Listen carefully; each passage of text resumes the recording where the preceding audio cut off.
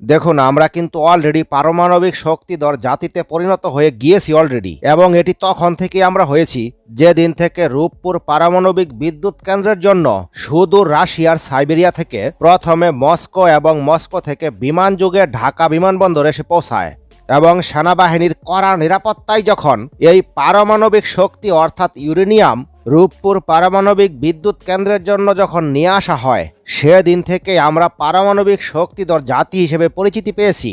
এটি মূলত পারমাণবিক শক্তি শান্তি চুক্তির মাধ্যমে যে অঙ্গীকার, সে অঙ্গীকারের চুক্তি মোতাবেক আমরা কিন্তু বিশ্বে পারমাণবিক শক্তিধর দেশে পরিণত হয়েছি, এবং রূপপুরে কিন্তু এই পারমাণবিক শক্তি বা ইউরেনিয়াম জ্বালানি হিসেবেও ব্যবহৃত হচ্ছে, অর্থাৎ অলরেডি আমরা পারমাণবিক শক্তি ব্যবহার করতেও শুরু করেছি। তবে এখনো পর্যন্ত আমরা কিন্তু পারমাণবিক শক্তি দিয়ে অস্ত্র তৈরি করতে পারিনি। যেহেতু আমাদের রূপপুর পারমাণবিক বিদ্যুৎ কেন্দ্রে ইউরেনিয়াম ব্যবহৃত হচ্ছে, আমরা অলরেডি পারমাণবিক শক্তিধর দেশে পরিণত হয়ে গিয়েছি। এখন ভবিষ্যতে আমরা কখন এবং কিভাবে পারমাণবিক অস্ত্র তৈরি করতে পারবো, কিংবা আমাদের দেশের ইউরেনিয়াম খনিগুলো থেকে কখন আমরা সেগুলো উত্তোলন করতে পারবো, এ বিষয়ে জানার কৌতূহল কিন্তু প্রত্যেকেরই রয়েছে। দেখুন, পারমাণবিক শক্তি অর্থাৎ খনি থেকে ইউরেনিয়াম উত্তোলন করতে গেলে রাজনৈতিকভাবে কোনো দেশের কমিটমেন্ট প্রয়োজন হয়।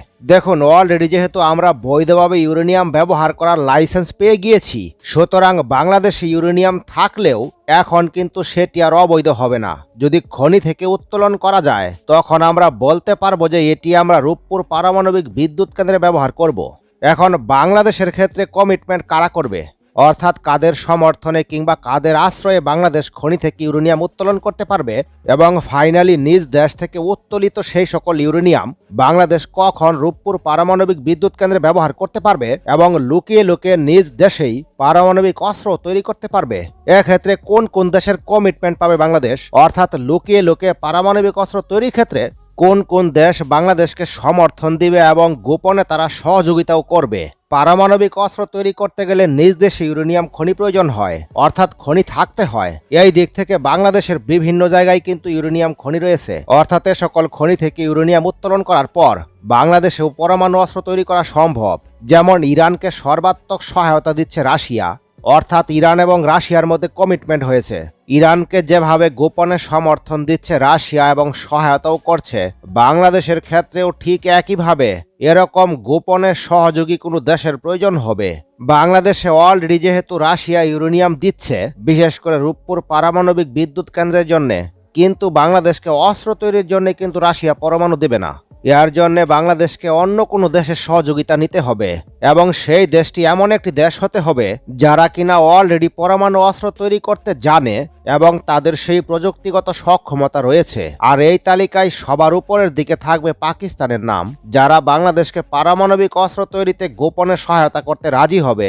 এখন প্রশ্ন থাকতে পারে, কেন পাকিস্তান রাজি হবে? আর যদি রাজি হয়ও, বাংলাদেশের কি এই মুহূর্তে সেই সক্ষমতা রয়েছে কিংবা সেই স্পর্ধা রয়েছে কিনা যে তারা পারমাণবিক অস্ত্র তৈরি করতে পারবে বিভিন্ন আন্তর্জাতিক নিষেধাজ্ঞা উপেক্ষা করে? অর্থাৎ কাউকে ডোন্ট কেয়ার করে বাংলাদেশ কি পারমাণবিক অস্ত্র তৈরি করতে চাইবে কিনা, আর চাইলেও বাস্তবে কতটা সম্ভব হবে? পারমাণবিক অস্ত্র তৈরিতে বাংলাদেশের সকলেই এক বাক্যে রাজি, এতে কারো দ্বিমত নেই। এবং যেহেতু বাংলাদেশে ইউরেনিয়াম খনিও রয়েছে, এবং বাস্তবে ঠিক কতদিন পরে সেই ইউরেনিয়ামগুলো উত্তোলন সম্ভব হবে এবং ফাইনালি পারমাণবিক অস্ত্র তৈরি কত বছরের মধ্যে সম্ভব হবে? দেখুন, সেই পাকিস্তান আমলে 50-60-এর দশকে আমাদের দেশে পারমাণবিক প্রকল্প তৈরির জন্য চেষ্টা করা হয়েছিল। তারপর পাকিস্তানের আইয়ুব খান সরকার সেটি হতে দেয়নি। আমাদের দেশে পারমাণবিক প্রকল্প হতে না দিলেও পাকিস্তান কিন্তু সেই সময়ে তাদের দেশে ইসলামাবাদে কিন্তু সেটি নিয়েছিল, অর্থাৎ তারা কিন্তু চেষ্টা ঠিকই চালিয়ে গিয়েছিল এবং ফাইনালি তারা সফল হয়। তবে আমাদের স্বপ্ন স্বপ্নই রয়ে যায়। দেখুন, পারমাণবিক বিদ্যুৎ কেন্দ্র তৈরি করলে যে আপনি সফল হয়ে গেলেন বিষয়টি তা নয়। পৃথিবীর বিভিন্ন দেশের ইতিহাস কিন্তু এরকম যে তারা পারমাণবিক বিদ্যুৎ কেন্দ্র তৈরি করেছে ঠিকই, কিন্তু পরবর্তীতে সেখানে জ্বালানি বা ইউরেনিয়াম লুট করতে পারেনি। পরবর্তীতে সেই সকল পারমাণবিক বিদ্যুৎ কেন্দ্র কিন্তু তাদেরকে পরিত্যক্ত ঘোষণা করতে হয়েছে। এবং এভাবেই পড়ে রয়েছে সেই পারমাণবিক বিদ্যুৎ কেন্দ্রগুলো। এক্ষেত্রে উদাহরণস্বরূপ বলা যায় অস্ট্রিয়ার মতো দেশও কিন্তু পারমাণবিক বিদ্যুৎ কেন্দ্র তৈরি করেছে ঠিকই, কিন্তু তারা জ্বালানি ইউরেনিয়াম লুট করতে পারেনি, যার ফলে তাদের পারমাণবিক বিদ্যুৎ কেন্দ্র পরিত্যক্ত এবং অকেজো অবস্থায় এখনো পর্যন্ত রয়েছে। অর্থাৎ ইন্টারন্যাশনাল সমর্থন এবং প্রতিবেশীর সমর্থন না পেলে পারমাণবিক বিদ্যুৎ কেন্দ্র তৈরি করে সফল হলেও বাস্তবে কিন্তু আলোর মুখ দেখা সম্ভব হয় না। কিন্তু এই দিক থেকে বাংলাদেশ সফল।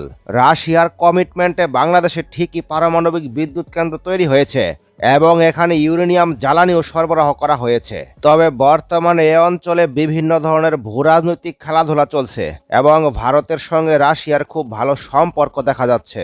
ভারত লবিং করে রাশিয়াকে বাংলাদেশের বিরুদ্ধে রাজি করায় কিনা আবার এই পারমাণবিক বিদ্যুৎ কেন্দ্রে ইউরেনিয়াম সরবরাহ বন্ধ করতে। কারণ শেখ হাসিনা সরকারের আমলে এই পারমাণবিক বিদ্যুৎ কেন্দ্রটি তৈরি হয়েছিল। এখন যেহেতু তিনি ক্ষমতায় নেই, তিনি ভারতে পালিয়ে অবস্থান করছেন, সুতরাং তিনি এবং নরেন্দ্র মোদীকে দিয়ে রাশিয়ার ভ্লাদিমির পুতিনকে ম্যানেজ করে পারমাণবিক বিদ্যুৎ কেন্দ্রে ইউরেনিয়াম সরবরাহ বন্ধ করিয়ে দেয় কিনা আবার, কারণ এটাও একটি ভূরাজনৈতিক খেলা। এভাবেই বিভিন্ন ধরনের পারমাণবিক বিদ্যুৎ কেন্দ্রে ইউরেনিয়াম সরবরাহ বন্ধ হয়ে যাওয়ায় সেই সকল পারমাণবিক বিদ্যুৎ কেন্দ্রগুলোও কিন্তু এইভাবেই পরিত্যক্ত হয়ে যায়। দেখুন, এই রূপপুর পারমাণবিক বিদ্যুৎ কেন্দ্র তৈরি করার সময় ইউরোপের 2টি দেশ কিন্তু বাংলাদেশের ঢাকায় বসে বাংলাদেশের বিরুদ্ধে সংবাদ সম্মেলন করে বলেছিল এই পারমাণবিক বিদ্যুৎ কেন্দ্র বাংলাদেশে হতে দেওয়া যাবে না, এটি করার যোগ্যতা বাংলাদেশের নেই। ইউরোপের 2টি দেশ প্রকাশ্যে বাংলাদেশে বসেই হুমকি দিয়েছিল। অর্থাৎ আন্তর্জাতিকভাবে পারমাণবিক বিদ্যুৎ কেন্দ্র করতে গেলে কতটা হ্যাডাম নিয়ে সেটা করতে হয় আপনারাই বুঝুন। বাংলাদেশের মাটিতে বসে বাংলাদেশকেই হুমকি, অর্থাৎ যেন তেন দেশ এটি করতে পারে না। রাশিয়ার সঙ্গে চুক্তি হওয়ার ফলেই বাংলাদেশ এটি করতে পেরেছে এবং রূপপুর পারমাণবিক বিদ্যুৎ কেন্দ্রের অনেক মালামালও কিন্তু ফেরত দিতে হয়েছে। বাংলাদেশের চট্টগ্রাম বন্দর থেকে অনেক জাহাজ ফেরতও গিয়েছে, কারণ যুক্তরাষ্ট্র নিষেধাজ্ঞা ছিল। রাশিয়ার মাল একদিকে চট্টগ্রাম বন্দর এসে ভিড়েছে, অন্যদিকে আমেরিকা থেকে ফোন এসেছে নিষেধাজ্ঞা দিয়েছে, মালগুলো পুনরায় ফেরত দিতে বাংলাদেশ বাধ্য হয়েছে। এরকম ঘটনাও কয়েকবার ঘটেছে। অর্থাৎ আন্তর্জাতিক অনেক বড় চাপের সম্মুখীন হতে হয়। বাংলাদেশকে অনেক চাপের সম্মুখীন হতে হয়েছে, আমেরিকাকে অন্য কোনোভাবে ম্যানেজ করতে হয়েছে, যার ফলে বাংলাদেশ সফলতার মুখ দেখেছে। দেখুন, বাংলাদেশের যে সকল ইউরেনিয়াম খনি রয়েছে সেগুলো থেকে যদি উত্তোলন করা সম্ভব হয়, বিশেষ করে সিলেটের জৈন্তাপুরে যে ইউরেনিয়াম খনিটি আবিষ্কৃত হয়েছে, তাহলে এই সকল ইউরেনিয়াম দিয়েই বাংলাদেশ রূপপুর পারমাণবিক বিদ্যুৎ কেন্দ্র চালাতে পারবে এবং নিজ দেশে ইউরেনিয়াম নিয়ে গবেষণাও করতে পারবে। এজন্য বাংলাদেশে যে সকল খনি রয়েছে সেই সকল খনি থেকে ইউরেনিয়াম উত্তোলন করা অতীব জরুরি এবং এক্ষেত্রে পাকিস্তানের সহায়তা নেওয়া সবচেয়ে বুদ্ধিমানের কাজ হবে। কারণ গোপনে পাকিস্তান বাংলাদেশকে এ ব্যাপারে সহযোগিতাও করতে চাইবে এবং বাস্তবে এ ব্যাপারে আশ্বাসও দিয়েছে তারা। তাদের লক্ষ্য একটাই, ভারতকে 2 দিক থেকে চেপে ধরা। অর্থাৎ এক দিক থেকে পাকিস্তান সরাসরি নিজে এবং অন্য দিক থেকে বাংলাদেশকে দিয়ে চেপে ধরা। আর এজন্যই মূলত বাংলাদেশে ইউরেনিয়াম নিয়ে রিসার্চ করতে সর্বোচ্চ সহযোগিতা করবে পাকিস্তান। তাছাড়া যুক্তরাষ্ট্রের সঙ্গেও তাদের ঘনিষ্ঠ মিত্রতা বর্তমানে লক্ষ্য করা যাচ্ছে। সুতরাং বাংলাদেশের জন্য এটি একটি বড় সুযোগ।